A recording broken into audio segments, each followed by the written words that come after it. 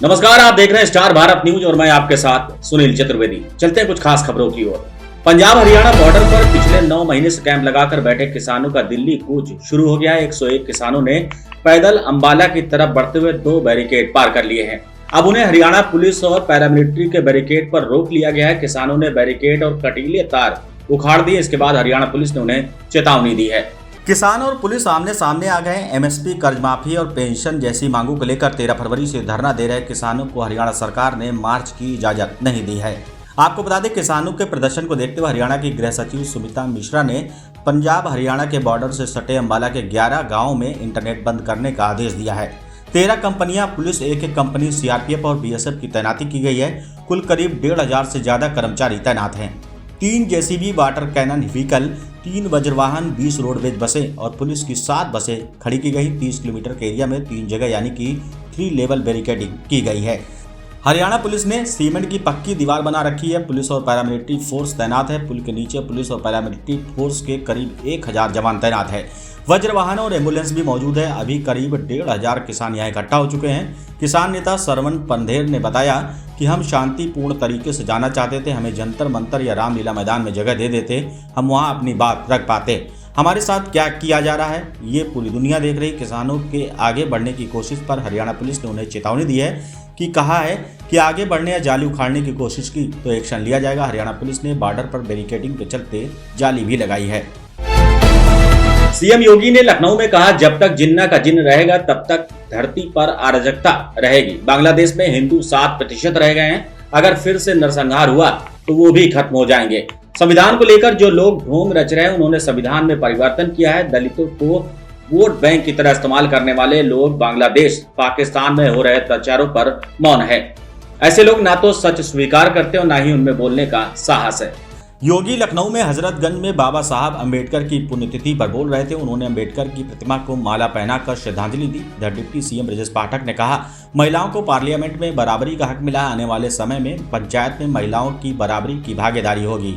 उनके अधिकार को कोई छू नहीं पाएगा। योगी ने कहा, भारत रत्न बाबा डॉक्टर साहब अंबेडकर का सपना था कि समाज में गरीबी रेखा समाप्त हो, हर व्यक्ति के जीवन में खुशहाली आए। इस सपने को डबल इंजन की सरकार पूरा करने के लिए संकल्पित है। लखनऊ नगर निगम कार्यालय में हाउस टैक्स सही कराने के लिए चक्कर काट रही महिला का गुस्सा फूट पड़ा। गुलजार नगर की रहने वाली रजिया खातून ने कहा कि 100 रुपए का टैक्स अचानक 8,000 बनाकर भेज दिया। अब ट्रेन से कट जाऊं या फांसी लगा लूं, कहीं सुनवाई नहीं होती। शुक्रवार को नगर निगम मुख्यालय पर जीआईएस सर्वे समाधान दिवस का आयोजन किया गया। इस दौरान गलत तरीके से हाउस टैक्स लगने पर शहर के कई हिस्सों से लोग यहां पर पहुंचे। महापौर सुषमा खरकवाल ने कहा कि महापरिनिर्वाण दिवस पर डॉक्टर भीमराव अम्बेडकर को पुष्प अर्पित किया है। चारबाग मवैया से पहुंचे अखिल शर्मा ने कहा कि 1700 स्क्वायर फीट में उनका जर्जर मकान है। इस मकान को व्यावसायिक मकान दिखा दिया गया है। इस कारण 1,29,000 रुपए का बिल आया, जबकि इसे रेजिडेंशियल बिल्डिंग का हाउस टैक्स करीब 728 रुपए आता था। उनका कहना है कि इस तरह से वो बिल का भुगतान कैसे करेंगे। इस दौरान 42,000 रुपए का इंटरेस्ट भी लगा दिया। इसके साथ ही एरियर भी है। मामले की शिकायत उन्होंने अधिकारियों से की है। पीड़ित का कहना है कि अधिकारियों ने मामले में सर्वे किया लेकिन मकान मालिक से नहीं पूछा है।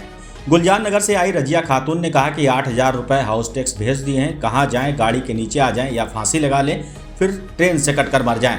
भीख मांगने जाए तो वहां से भी भगा देते हैं। अभी तक 24 घंटे से अन्न नहीं गया है। पहले 100 रुपये टैक्स आता था। 2023 तक टैक्स जमा किया है। गुलजार नगर में 100 स्क्वायर फीट का मकान है। पीड़ित महिला के पति मोहम्मद हलीम ने बताया कि उनकी सुनवाई नहीं हो रही, मनमाने तरीके से टैक्स लगा दिया गया है।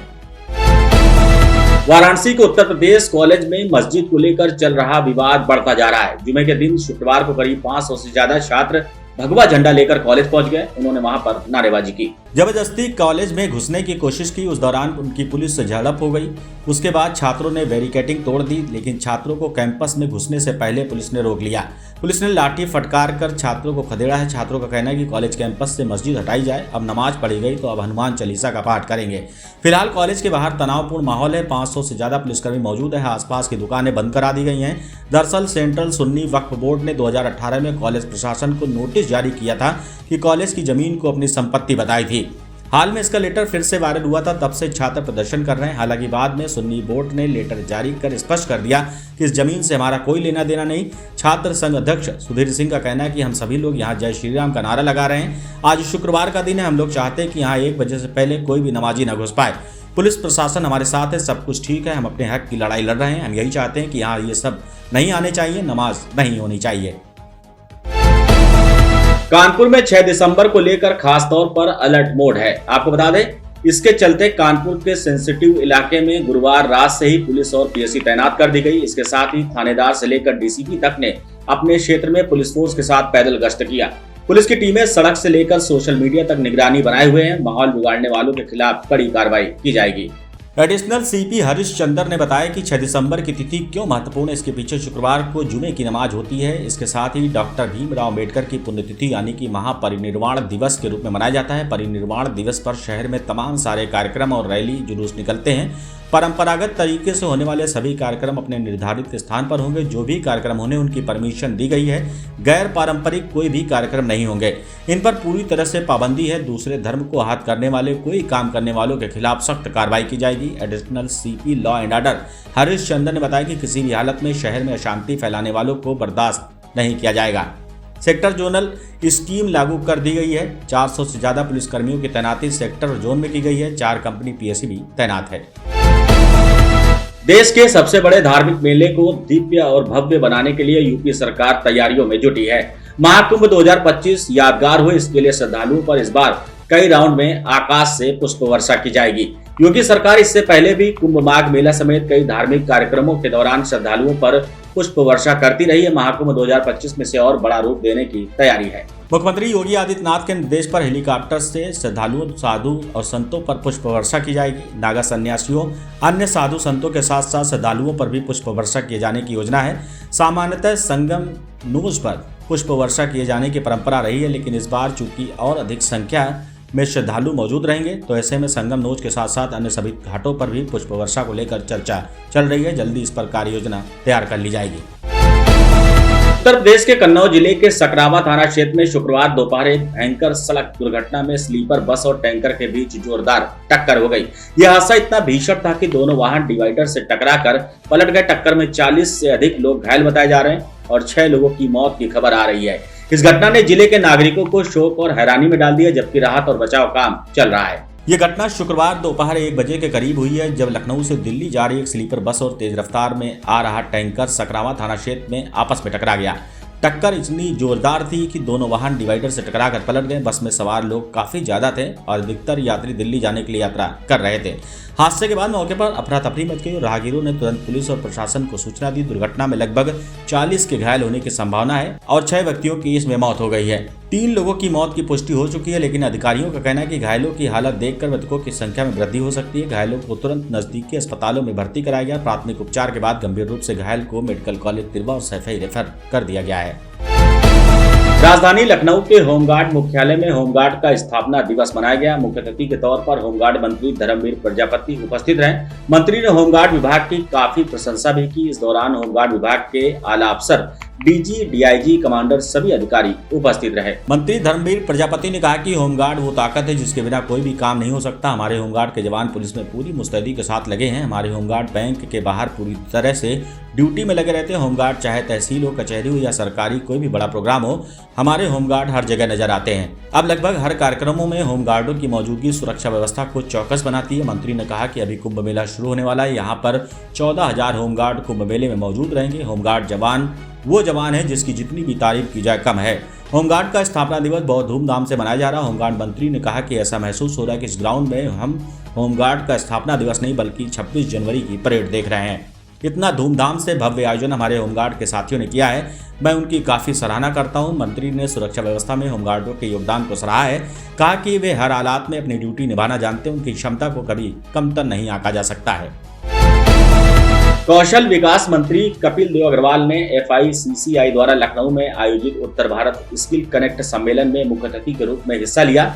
सम्मेलन में स्किल सेक्टर और उद्योग जगत के कई प्रतिनिधियों ने हिस्सा लिया। युवाओं को इंडस्ट्री की मांग के अनुसार तैयार करने पर विचार विमर्श किया गया। कौशल विकास के लिए नए और प्रासंगिक पाठ्यक्रमों के संचालन पर चर्चा की गई। युवाओं को रोजगार और स्वरोजगार से जोड़ने की रणनीतियों पर मंथन किया गया है। मंत्री कपिल देव अग्रवाल ने कहा कि देश और प्रदेश की अर्थव्यवस्था को सशक्त बनाने में हुनरमंद युवाओं की अहम भूमिका है। स्किल विकास के माध्यम से युवाओं को इंडस्ट्री की जरूरत के अनुरूप प्रशिक्षित किया जा रहा है। प्रधानमंत्री नरेंद्र मोदी के नेतृत्व मुख्यमंत्री योगी आदित्यनाथ के मार्गदर्शन में युवाओं को विभिन्न कौशल विकास योजनाओं से जोड़ा जा रहा है।